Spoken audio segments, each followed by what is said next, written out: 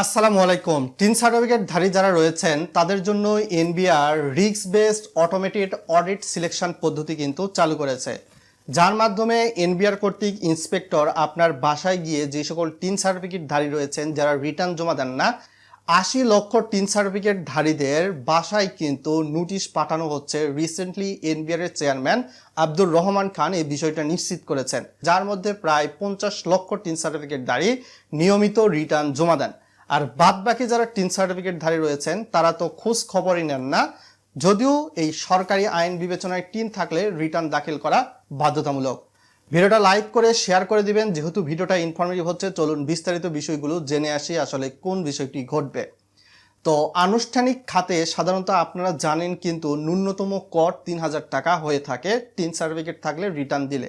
তবে অনানুষ্ঠানিক খাতের যারা রিটার্নধারী রয়েছেন টিন সার্টিফিকেটধারী তাদের জন্য এই রিটার্নটা ন্যূনতম ৩,০০০ টাকা থেকে কমিয়ে নিয়ে এসে ১,০০০ টাকায় করা যায় কিনা ২০২৬-২৭ অর্থ বছরে এনবিআর কিন্তু পরিকল্পনা করছে।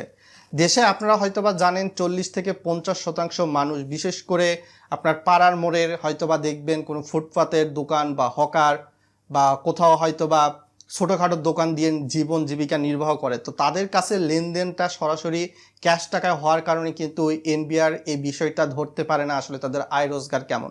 তো সেই সকল টিন সার্টিফিকেট ধারীদের জন্য ন্যূনতম করের পরিমাণ ১,০০০ টাকায় কমিয়ে নিয়ে আসার বিষয়ে এনবিআর পরিকল্পনা করেছে।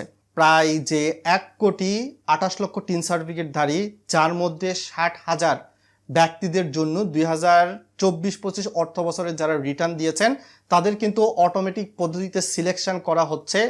এআই এর মাধ্যম নিয়ে তারা যদি রিটার্নে কোনো ভুল ভ্রান্তি করে থাকেন এই ৬০,০০০ মানুষের কাছে কিন্তু অবশ্যই এনবিআর চিঠিপত্র পাঠিয়ে দিবে, এই বিষয়টি নিশ্চিত করা হয়েছে। আর বিশেষ করে এনবিআর এর চেয়ারম্যান যে বিষয়টা জানিয়েছেন যে এই যে ৮০ লক্ষ টিন সার্টিফিকেটধারী যারা রিটার্ন দেন না তাদের বাসায় যখন এনবিআর এর নোটিশ যাবে, এনবিআর এর ইন্সপেক্টরগুলো যাবে, আপনার আয় ব্যয় সব কিছু কিন্তু যাচাই বাছাই করে দেখবে। আপনার টিন সার্টিফিকেট থাকা সত্ত্বেও আপনি রিটার্ন দিচ্ছেন না কেন, এটা হলো মূল কথা।